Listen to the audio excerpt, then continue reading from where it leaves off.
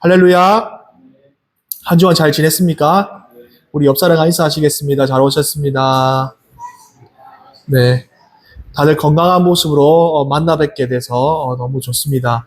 오늘 거의 한 달 만에 비가 오는 것 같습니다. 너무 감사하지요? 네. 여러분, 이 비 오는 것이 우리의 힘으로 할 수 있는 것이 아닙니다. 하나님께서 비를 주셔야지만 비가 올 수 있는 거죠. 사람의 힘으로 여러분 비가 올 수 있다면 얼마나 좋겠습니까? 그러나 사람의 힘으로 비는 우리가 만들 수도 없고 오게 할 수도 없습니다. 만약 과학의 힘을 받아서라도 잠깐은 비가 올 수 있지만은 계속해서 이렇게 비가 올 수는 없을 것입니다. 이처럼 사람이 할 수 있는 일이 있고 사람이 할 수 없는 일이 있습니다. 또 다른 말로 말하면 사람이 해야 할 일이 있고 하나님이 하실 일이 있다라는 거예요. 그것을 우리가 인생 가운데 잘 보고 잘 분별하고 살아가야 된다는 것이 우리 신앙인에게 가장 중요한 것 중에 하나인 것 같습니다. 그것을 잘 구분하지 못하면은 우리의 신앙생활과 또 때로는 우리의 삶을 잘 구분하지 못하고 이것이 하나님 뜻인지 이것이 내가 해야 될 일인지 그런 고민하며 살아갈 때가 참 많이 있는 것 같습니다. 우리가 계속해서 이제 지난주에 이어서 두 번째 다윗에 대한 이야기의 말씀을 함께 오늘도 나누겠습니다. 지난주의 말씀은 우리가 잘 알다시피 다윗과 골리앗의 싸움에 대한 전쟁에 대한 이야기를 함께 나누었습니다. 골리앗은 키가 크고 그리고 힘도 세고 정말 이길 수 없는 그런 적과 같은 그런 어려운 상대였지만 그러나 다윗은 누구의 이름으로 나왔습니까? 하나님의 이름으로 당당하게 섰습니다. 용기 있게 그 자리에 나갔습니다. 그리고 다윗은 무엇을 준비했습니까? 물맷돌을 준비했죠. 물맷돌을 준비했고 그 물맷돌로 누구를 이겼습니까? 골리앗을 이겼습니다. 그 골리앗을 이겼던 것은 다윗의 힘과 다윗의 능력이 아니라 누구의 힘과 누구의 능력이었습니까? 하나님의 힘과 하나님의 능력이었습니다. 다윗이 하나님의 이름으로 나오지 않았다면 그 물맷돌을 들고 나왔을 때 이길 수 있었을까요? 이길 수 없었을 것입니다. 하나님께서 그 물맷돌과 그 승리를 허락하셨기 때문에 그 전쟁에 이길 수 있었습니다. 그런데 그 전쟁에 나아갈 때 그 물맷돌을 준비한 사람은 누구였죠? 다윗입니다. 다윗이 해야 할 일은 물맷돌을 준비하는 거였습니다. 그리고 전쟁에서 승리를 주시는 분은 누구십니까? 하나님이시라는 거죠.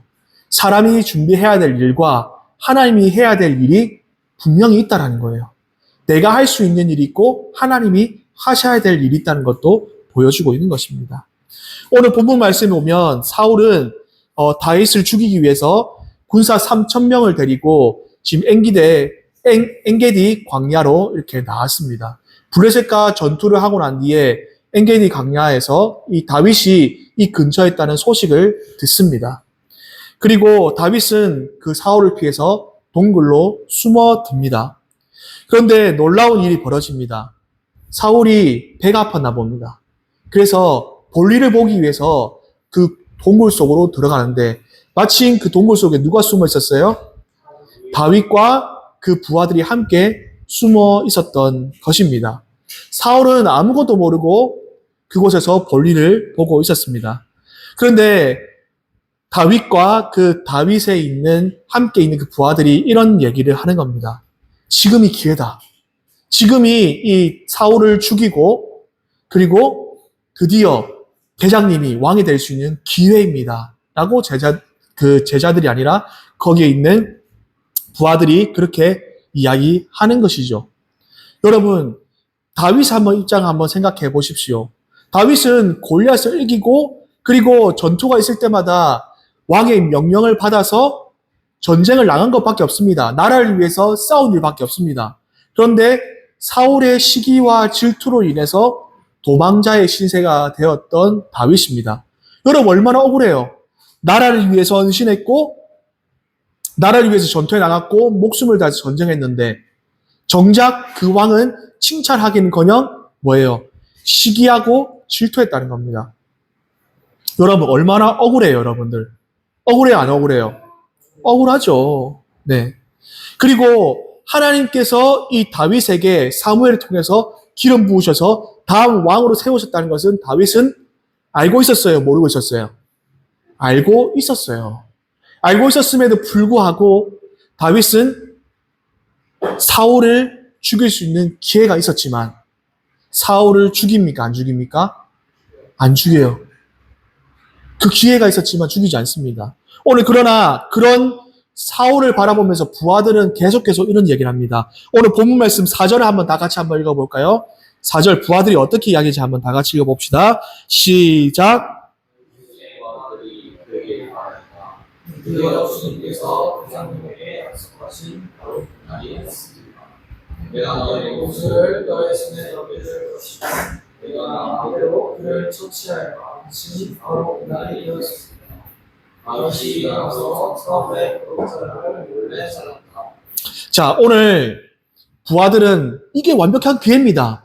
이게 바로 주님께서 허락하신 날입니다. 오늘의 진짜 기회니까 그냥 주저하지 말고 다윗 보고 그냥 어떻게 해요? 사울을 죽이라는 거예요, 여러분들. 정말 이런 좋은 기회가 어디 있어요, 여러분들? 정말 좋은 기회잖아요. 사람의 눈으로 보기에는 정말 분명했습니다. 다윗, 이것이 바로 하나님의 응답이구나. 와, 이런 좋은 타이밍이 하나도 없구나. 사울만 제거하면 끝. 정말 어떻게 보면은 정말 좋은 기회죠. 그런데 다윗은 사울을 죽이지 않았어요. 왜 그랬을까요? 여러분, 왜 그랬을까요? 여러분, 여기서 우리가 한 가지 잘 구별해야 될 부분이 있습니다. 기회와 하나님의 뜻은 다르다는 거예요. 환경이 열리고 상황이 좋아지고 나에게 기회가 왔어. 이것이 바로 하나님 뜻이야. 라고 해서는 안 된다는 거예요, 여러분들. 기회가 주어졌다고 해서 그것이 하나님 뜻이라고 우리는 생각해서는 안 된다는 겁니다. 그것이 분명한 믿음이라고도 말해서는 안 된다는 거예요. 우리는 인생에 살면서 얼마나 많은 기회가 주어집니까? 우리의 인생에 정말 많은 기회가 주어집니다. 좋은 직장을 얻을 기회, 돈을 벌 수 있는 기회, 원하던 자리에 갈 수 있는 기회, 뿐만 아니라 많은 기회들이 있습니다. 그리고 싫어하는 사람에게 복수할 수 있는 기회, 여러 가지 기회들이 많이 생기죠. 그러나 그때는 우리가 정말 쉽게 말할 수 있습니다. 이것이 바로 하나님께서 주신 나에게 기회구나.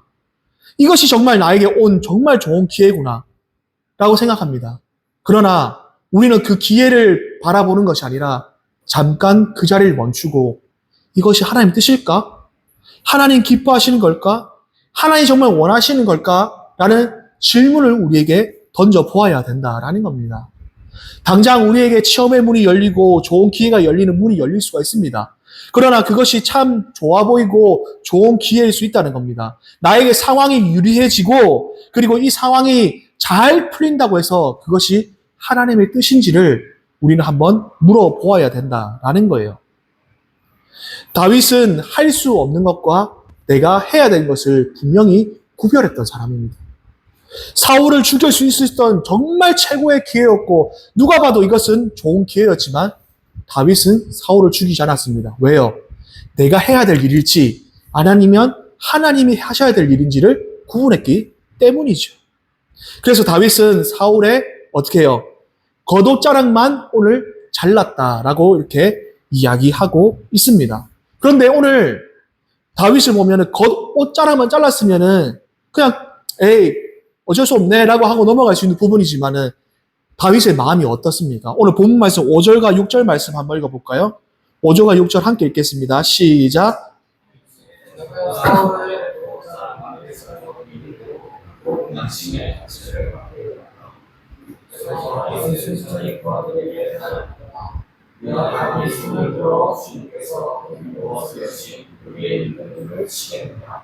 주님께서 내가 그런 일을 하시는 것으로 나를 봐주시기를 바랍니다. 바로 주님께서 기름 부어 세우신 분이기 때문이다. 아멘. 여러분들 다윗은 단순하게 여러분들 이 원수로 사울을 보지 않았습니다. 오늘 아까 금방 읽었던 본문 말씀이 뭐라고 이야기합니까? 주님께서 기름 부어 세우신 나의 뭐예요? 임금님이라고 이렇게 이야기하죠. 나의 임금님. 단순하게 사울은 내가 죽여야 될 복수해야 될 사람이 아니라 하나님께서 기름 부으신 자기 때문에 내가 할 수 있는 일이다 아니다? 내가 할 수 있는 일이 아니라는 것을 분명히 이야기해 주고 있습니다. 그냥 옷자를 하나 자른 것만 해도 하나님 기름 부으신 사람이라고 해서 어때요? 양심의 가책을 느꼈다는 거예요. 그러면서 함께 온 부하들에게 이야기합니다. 기다려. 또 기회가 있을 거야. 그러나 내가 해야 될 일은 아니야. 우리가 해야 될 일은 아니야. 그거는 하나님이 하실 일이야. 라고 하면서 부하들을 타이르는 모습을 볼 수가 있습니다.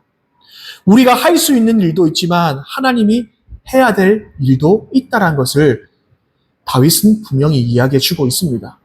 여러분, 농부가 밭에 씨앗을 이렇게 막 뿌립니다.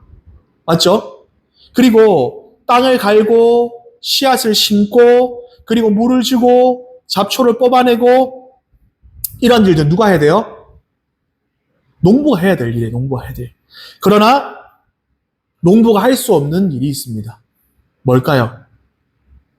열매를 맺게 만들고 어떻게 씨를 잡아당겨가지고 막 새싹을 막 나오게 하고 트게 하고 할 수 있는데 할 수 있습니까? 없습니까? 할 수 없어요. 그리고 아까 서두에도 제가 이야기했듯이 비를 올 수 있게 할 수 있는 분은 누구예요? 하나님밖에 없다란 겁니다. 그러면서 우리는 왜 아직 안 자라지? 왜 안 되지? 왜 농사가 안 되지? 라고 할 수 있는 사람이 아무도 없다는 거예요. 씨를 뿌리고 물을 주고 가꾸는 거는 우리의 역할이지만 그러나 그것을 자라나게 하시는 분은 누구예요? 하나님이시라는 거예요. 고린도전서에도 그렇게 이야기하고 있습니다. 나는 심고 아볼로는 물을 주었고 그리고 그것을 자라나게 하시는 분은 누구시다? 하나님이시다라고 성경은 분명히 이야기하고 있습니다. 우리의 믿음도 마찬가지입니다. 기도해야 되고 헌신해야 되고 봉사해야 되고 해야 될 일은 누가 해야 돼요? 누가 해야 됩니까? 그렇죠. 우리가 해야 되죠. 그러나 믿음을 싹트게 만들고 믿음의 열매를 맺게 하시는 분은 누구예요? 하나님이라는 거예요. 우리 스스로 다 할 수 없다는 겁니다. 아무리 제가 좋은 말로 좋은 설교로 많은 것들을 설교하지만 그러나 그 설교를 통해서 열매 맺게 하고 그 사람들을 변화시키고 깨어지는 일은 누가 하는 거예요? 하나님이 하시는 거예요. 제가 하는 게 아닙니다. 단지 내가 해야 될 일이 뭐예요? 하나님 앞에 충성스럽게 말씀을 준비하고 또 말씀을 기도로 준비하고 그를 중보하는 게 제가 해야 될 일입니다. 그 사람을 변화시키고 회복시키신 건 누구예요? 하나님이라는 거예요. 이 모든 것은 다 하나님이 하시는 일입니다. 여러분, 관계를 위해서는 어떻게 해야 됩니까? 좋은 관계를 맺으려면 어떻게 해야 돼요? 내가 해야 될 일은 뭐예요? 내가 해야 될 일은 뭐죠?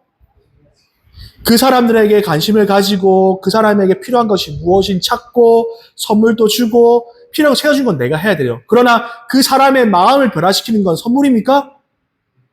그 사람의 관계를 회복시키는 건 누구예요? 하나님이라는 거예요. 그 모든 것은 다 하나님이 하실 일입니다. 내가 해야 될 일이 아니라는 거예요. 그러면 내가 해야 할 일이 있고 무엇이 하나님께서 하실 일인지 이것을 어떻게 구분해야 될까요, 여러분들? 맞죠? 어떻게 그럼 구분해야 될까? 무엇을 가지고 구분해야 될까요, 여러분들? 첫째로 어떻게 구분해야 될까요? 말씀에 어긋나는지 안 어긋나는지 우리가 판단해야 됩니다. 기준을 봐야 돼요. 말씀의 기준을 두고 보아야 됩니다. 가장 먼저 하나님 앞에 이것이 말씀과 하나님과 충돌되는지 안 되는지 우리가 비교해 보아야 됩니다. 사람들이 한다고 해서 다 따라합니까? 여러분, 저 사람이 저거 한다고 해서 우리 다 따라해요? 하지 않죠. 각자의 기준이 있는 것처럼 그리스도인에게는 무엇이 기준입니까? 말씀이 기준이 된다는 거예요. 말씀이 하라고 하면 하고 말씀이 하지 말라고 하면 안 하면 되는 거죠. 늘 우리가 이야기하는 거잖아요. 말씀이 하라고 하면 하고 하지 말라면 안 하면 되고 단순한 이야기죠, 여러분들. 우리가 해야 될 일은 말씀에서 하라고 하면 하고 하지 말라고 하면 안 하면 되는 거죠. 우리가 해야 할 일과 하지 말아야 할 일들을 첫 번째 구분해야 되는 것은 하나님이 그 말씀 가운데 하라고 하시든지 하지 말라고 하는지 그것을 우리는 보아야 된다라는 겁니다. 계속해서 어떻게 그럼 해야 돼요? 질문하고 물어보고 질문해야 된다라는 겁니다. 두 번째로는 내가 원하는 것을 하나님의 뜻으로 포장하고 있지 않는지 한번 돌아봐야 됩니다. 자기 자신을 돌아봐야 된다는 것을. 여러분, 이거 굉장히 조심해야 될 일입니다.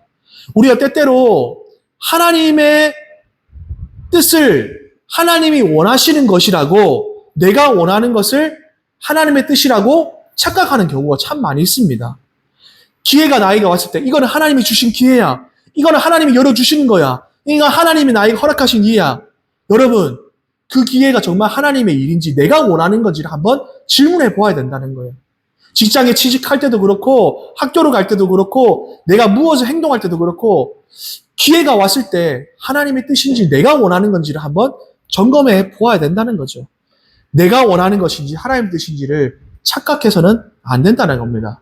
세 번째로 분별해야 되는 것은 이것은 사랑에서 나온 행동인지 아니면 내 감정을 풀기 위한 행동인지를 한번 봐봐야 돼요. 똑같은 말을 해도 여러분 동기가 다를 수가 있어요.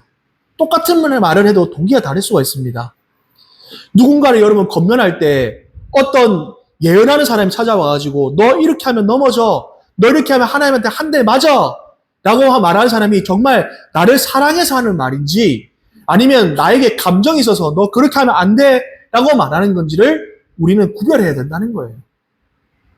단순하게 그 사람이 은사가 있어서 그 사람이 하는 말이 정말 나에게 사랑으로 하는 말인지 아니면 그 사람이 정말 그 은사를 통해서 나에게 감정적으로 공격하는 건지 우리는 그것을 구별해야 된다는 거예요.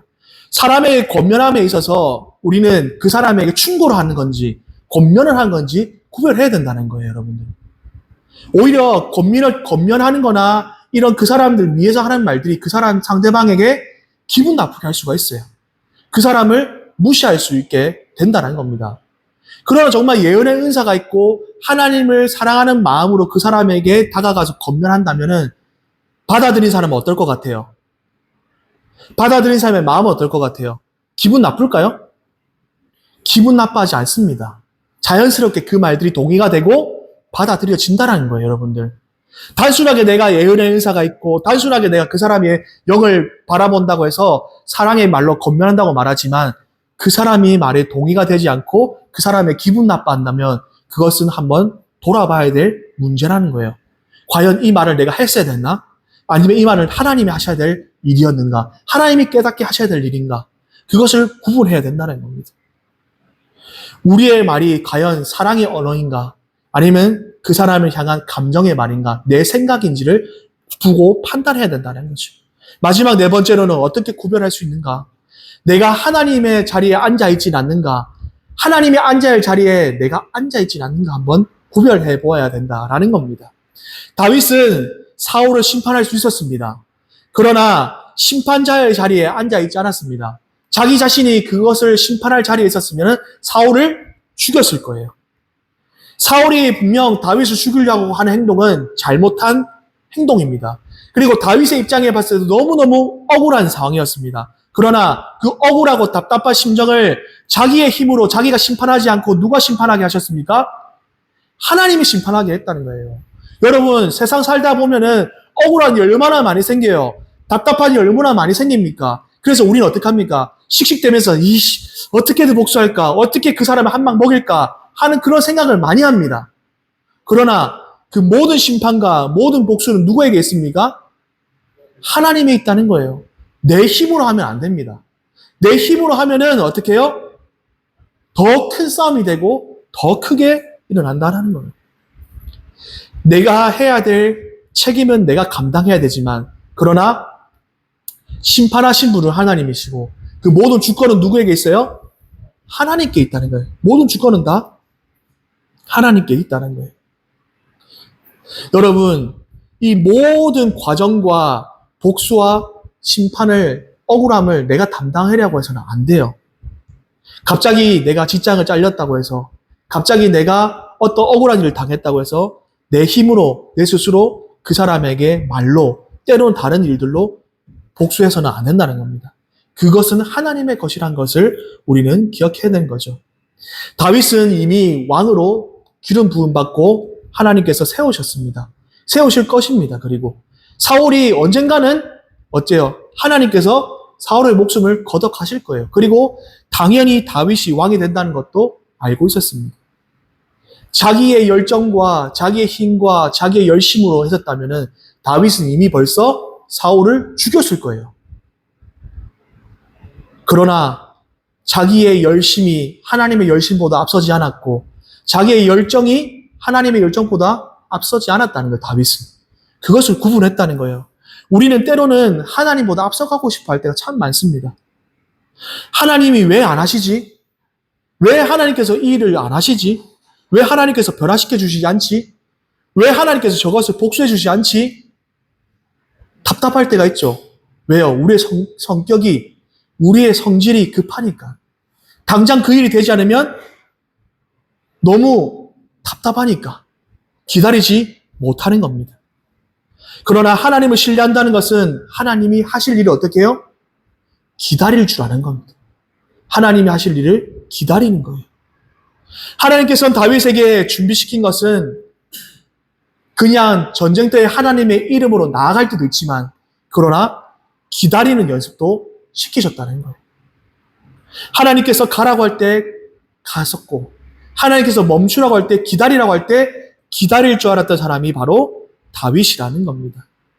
하나님께서는 이 다윗에게 가라고 하면 가는 거, 기다리라고 하면 기다리는 것을 기다리게 하셨죠. 여러분, 골리앗 앞에서 하나님께서 다윗을 어떻게 하셨어요? 가라고 하셨죠. 주님의 이름으로 가라. 그리고 사울 앞에서 어떻게 하셨죠? 하나님이 멈추어라. 기다려라. 라고 말씀하셨습니다. 여러분, 하나님이 가라고 한다고 해서 가지 않는 것도 아니고 멈추라고 해서 멈추지 않는 것도 아니고 여러분, 하나님이 가라고 가는 것도 믿음이고 하나님이 멈추라고 하는 것도 멈추는 것도 어때요? 믿음입니다. 둘 다 믿음이에요. 둘 다 믿음. 하나님 앞에 충성스럽게 순종하는 겁니다.